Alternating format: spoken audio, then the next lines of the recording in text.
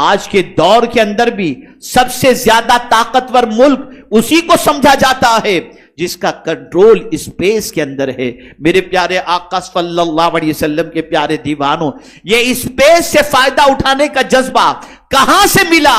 قرآن کے ذریعے لوگوں کو پتا چلا، لیکن مسلمان گٹکھا کھانے سے فرصت نہیں پا رہا ہے، مسلمان سگریٹ اور تمباکو سے فرصت نہیں پا رہا، مسلمان رات کو یوٹیوب میں ٹائم پاس کرنے سے فرصت نہیں پا رہا۔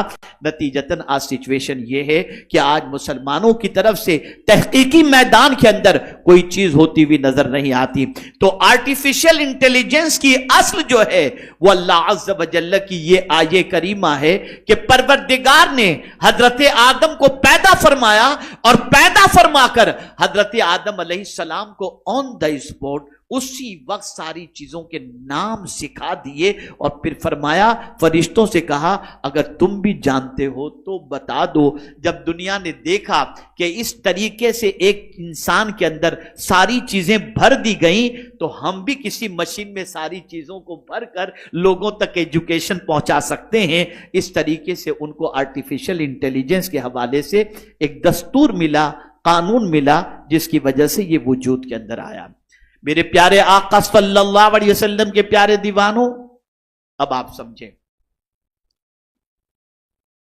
فائدے میں نے آپ کو بتا دیے۔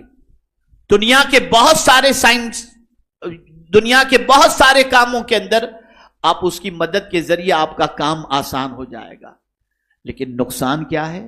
آج آپ دیکھ رہے ہیں کہ انسان بڑا مصروف ہو گیا، واٹس ایپ کے اندر، یوٹیوب کے اندر، اور جتنی مصروفیت، توجہ چاہوں گا، نقصان کی طرف توجہ دلا رہا ہوں، جتنا انسان اس میں مصروف ہوتا گیا اتنا وہ اللہ عز و جل سے دور، اور طبیعت کے اندر اس کی بے قراری اور اضطراب بڑھتا چلا گیا۔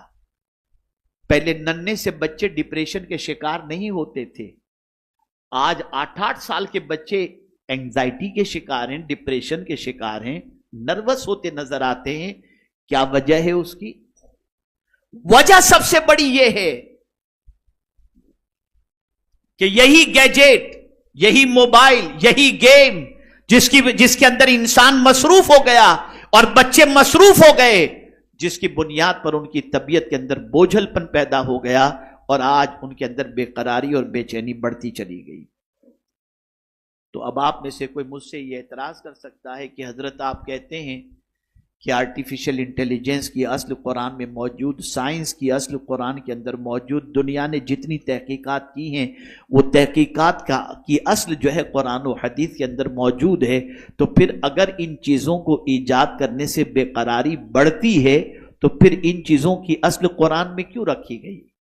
ہاں، سمجھو اس کو بھی، اسے بھی سمجھو۔ قرآن نے بڑا واضح فارمولہ عطا فرمایا کہ لوگوں کو جو برین رکھتے ہیں، عقل والے ہیں، اس لیے کہ سارے کام عقل والے ہی کرتے ہیں نا، بے وقوف تو نہیں کرتے نا، عقل والے ہی کرتے ہیں۔ تو قرآن نے عقل والوں کو فارمولہ عطا کیا، اور وہ فارمولہ کیا ہے؟ تم ظاہر سی بات ہے یہ تحقیقات کرو گے، لوگوں کے فائدے کا کام کرو گے، یہ ساری چیزیں کرو گے، لیکن ظاہر سی بات ہے کہ ان ساری چیزوں کے اندر تم مصروف رہو گے تو ہو سکتا ہے تم بے قراری کے شکار ہو جاؤ۔ تو پہلے ایک کام کرو، ہم تم کو یہ بتاتے ہیں کہ سب سے بڑا عقل والا کون ہے؟ کیا غور کرنے والا، کیا عقل کا استعمال کرنے والا، فکر کا استعمال کرنے والا، سوچ رکھنے والا، وہ سب سے زیادہ عقل مند ہے یا کوئی اور عقل مند ہے؟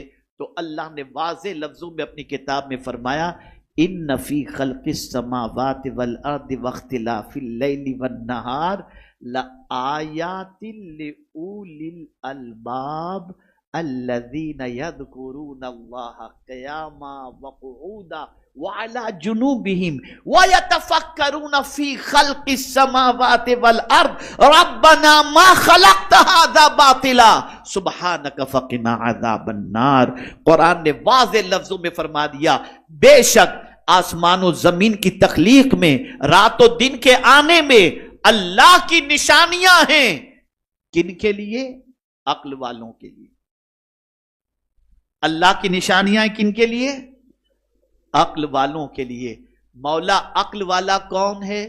تو قرآن کہتا ہے الذین یذکرون اللہ قیاما، جو کھڑا ہوتا ہے تو اللہ کا ذکر کرتا ہے، جو بیٹھتا ہے تو اللہ کا ذکر کرتا ہے، جو کروٹ لیتا ہے تو اللہ کا ذکر کرتا ہے. یہ ذکر کرنے والا وَيَتَفَكَّرُونَ فِي خَلْقِ السَّمَاوَاتِ وَالْأَرْضِ، اب وہ فکر کرتا ہے، وہ غور کرتا ہے آسمان و زمین کی تخلیق میں. جب وہ تخلیق میں غور کرتا ہے تو پکار اٹھتا ہے اے میرے رب، تو نے کسی کو بیکار پیدا نہیں فرمایا ہے.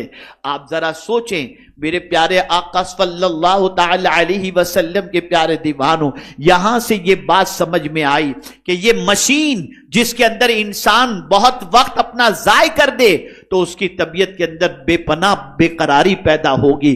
اس لیے انسان ان چیزوں کا استعمال بقدر ضرورت کرے اور باقی اللہ عز و جل کے فرمان پر عمل کرتے ہوئے اللہ کا ذکر کرے تاکہ قلب کو سکون کی دولت نصیب ہو سکے، اطمینان کی دولت نصیب ہو سکے.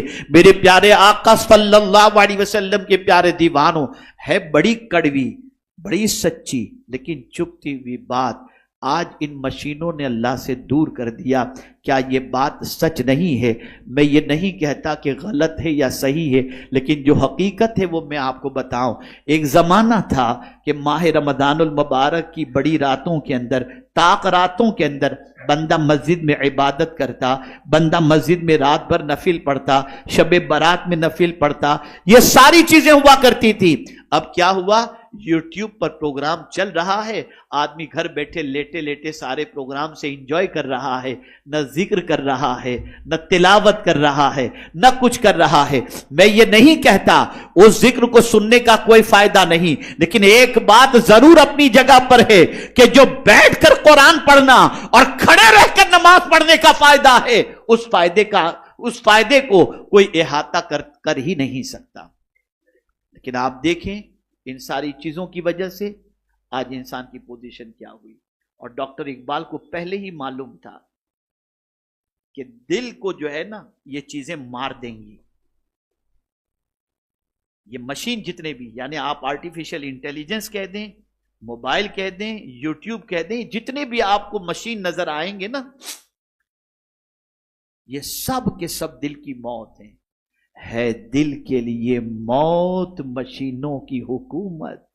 استعمال نہیں مشینوں کی حکومت کہا، استعمال آپ کریں، لیکن اس کی حکومت آپ پر اتنی ہو جائے کہ آپ اس کے بغیر جی نہ سکے، یہی آپ کی زندگی میں رچ بس جائے، ایک منٹ اس کے لیے اس کے بغیر جینا مشکل ہو جائے، اتنا وہ آپ کو کیپچر کر لے. تو ڈاکٹر اقبال کہتا ہے دل کے لیے موت مشینوں کی حکومت. احساس و مروت کو کچل دیتے ہیں آلات، کہ یہ آلات وہ ہیں جو احساس بھی ختم کر دیتے ہیں، مروت بھی ختم کر دیتے ہیں. آج ہم دیکھتے ہیں سامنے بیٹھے ہوئے انسان سے بات کرنا ہو تو اس سے بات کرنے میں وقت لگ جاتا ہے، لیکن موبائل پر اگر کسی کا فون آ گیا ہم اس سے کافی دیر تک بات کرتے رہتے ہیں اور سامنے والے کی مروت ہمیں کچھ ہوتی ہی نہیں، وہ بیچارہ بے وقوف کی طرح کب سے بیٹھا ہوگا. اب آئیے آخری بات جو میں نے امریکہ کے اندر آرٹیفیشل انٹیلیجنس سے متعلق کچھ نوجوانوں نے اپنا خدشہ ظاہر کیا تھا، اسی خدشے کو میں آپ کے سامنے رکھ دوں جو میں نے جواب دیا تھا. کچھ نوجوان آئے اور انہوں نے مجھ سے کہا کہ حضرت آرٹیفیشل انٹیلیجنس کی وجہ سے جاب خطرے میں پڑ جائیں گے، بے روزگاری بڑھ جائے گی، انسان کی ضرورت. یہ بڑا خطرناک لفظ لے کر کے آدمی آتا ہے اور یوٹیوب پر بھی آپ کو یہی ملے گا. انسان کی ویلیو ختم ہو جائے گی. انسان کی ویلیو کبھی ختم نہیں ہو سکتی. آئیے میں آپ کو سمجھاؤں، میں نے جو ان کو سمجھایا تھا. میں نے کہا آپ مساج والی چیئر اپنے گھر میں رکھیں، تھکے ہوئے نا، 4-4.5 لاکھ روپے کی چیئر ہے، وہ بیٹھ جائیں گے تو سر کا مساج بھی اس پہ ہو رہا ہے، ہاتھ کا مساج بھی ہو رہا ہے. اب تو ایئرپورٹ کے اوپر 500-700 روپیہ دے کر 20-25 منٹ آپ مساج کروا لیجئے اس میں چیئر پر بیٹھ کر، تو آپ کا کام ہو گیا. میں نے کہا سن لو، غور سے سنیے گا. میں نے کہا ایک مساج چیئر 4.5 لاکھ روپے کی، 2 لاکھ کی، 1.5 لاکھ کی خرید کر آپ اس پر مساج کرائیں، ہو سکتا ہے نیند آئے بھی نہ بھی آئے، فریش ہوں نہ بھی ہوں، لیکن میں پورے یقین کے ساتھ کہتا ہوں انسان کی ضرورت کبھی ختم نہیں ہوگی.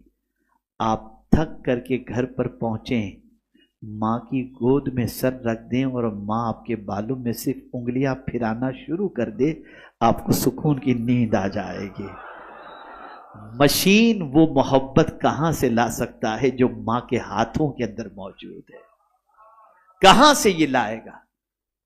اے رسول اعظم صلی اللہ علیہ وسلم کے دیوانوں، آج کے دور کے اندر اگر دیکھا جائے تو پوری دنیا ہی آرٹیفیشل ہو چکی ہے.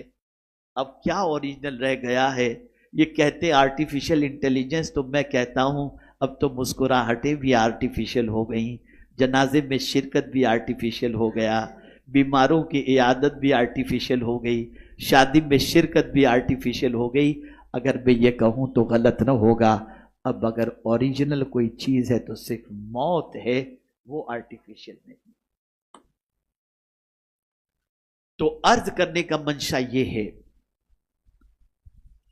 کہ آپ قرآن مقدس سے قریب ہوں، احادیث نبویہ صلی اللہ علیہ وسلم سے قریب ہوں، اور اس میں موجود گوشوں کو دیکھیں.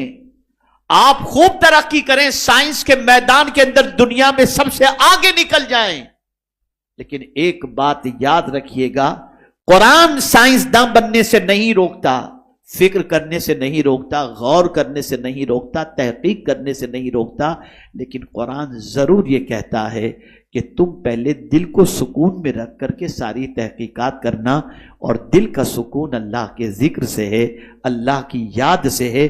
تم اللہ کی یاد بھی کرتے جاؤ اور پھر تحقیقات کے میدان میں آگے بھی نکلتے جاؤ. گفتگو کو سمیٹتے ہوئے میں ایک آیت آپ کے سامنے پیش کروں. اللہ کے رسول صلی اللہ علیہ وسلم سے بڑا ریسرچ اسکالر کون ہو سکتا ہے؟ تحقیق حضور کی لاجواب تحقیق، فن حضور کے پاس لاجواب فن، علم مصطفیٰ جان رحمت صلی اللہ علیہ وسلم کا بے حساب. لیکن آپ دیکھیں رسول اعظم صلی اللہ علیہ وسلم کو جب پہلی بار پڑھنے کا حکم دیا گیا، نہیں پڑھے. جب کہا گیا اقرا ما انا بقاری، میں پڑھنے والا نہیں ہوں. علم حاصل کرنے کی بات تھی، پڑھنے کی بات تھی. سرکار صلی اللہ علیہ وسلم نے فرمایا ما انا بقاری. توجہ چاہوں گا، جملہ طلبہ کو یہ بات ذہن کے اندر رکھنی ہے، اسکول کے بھی طلبہ اور دینی اداروں کے بھی طلبہ خاص طور پر، اور ریسرچ کے میدان میں کام کرنے والے آج بہت سارے یہاں پر ہمارے پروفیشنل حضرات بھی موجود ہیں. غور سے سنیں، اللہ نے حضور سے فرمایا اقرا، پڑھو. سرکار نے عرض کیا ما انا بقاری، میں پڑھنے والا نہیں. لیکن پھر کب پڑھے حضور؟ ہر پڑھنے والے کو حضور نے ذہن دیا. جب کہنے والے نے کہا اقرا بسم ربک الذی خلق، اپنے رب کے نام سے پڑھیے. جب رب کا نام آیا تو حضور نے پڑھنا شروع کر دیا، اس لیے کہ رب کا نام دل کو سکون عطا کرتا ہے، رب کا نام دل کو قرار عطا کرتا ہے. سائنس کے میدان میں، آرٹیفیشل انٹیلیجنس کے اندر آپ خوب ترقی کرو، خوب محنت کرو، لیکن خبردار دین چھوڑ کر کے نہیں، اللہ عز و جل کا ذکر چھوڑ کر کے نہیں. انشاءاللہ آپ دین کو پکڑ کے اللہ کا ذکر کرتے ہوئے، اللہ کی کتاب سے رہنمائی حاصل کرتے ہوئے جب آپ آگے بڑھیں گے تو انشاءاللہ العظیم آپ کوئی ایسی چیز تیار نہیں کریں گے جس کی بنیاد پر انسان کی تباہی ہو. انسان کے فائدے ہی کا کام کرتے ہوئے نظر آئیں گے. مجھ جیسا کم علم بہت زیادہ تو کچھ نہیں کہہ سکتا، چھوٹی سی معلومات اپنے اعتبار سے اکٹھا کر کے کچھ آپ کے ذہن تک پہنچانے کی میں نے کوشش کی۔ اللہ تعالیٰ آقا کریم صلی اللہ علیہ وسلم کے صدق و طفیل مجھے آپ کو سب کو اللہ اور اس کے رسول کے ارشادات پر عمل کرنے کی توفیق عطا فرمائے، اور ہمیں قرآن کی رہنمائی میں، مصطفیٰ جان رحمت صلی اللہ علیہ وسلم کے ارشادات کی رہنمائی میں آگے بڑھنے کی توفیق نصیب فرمائے۔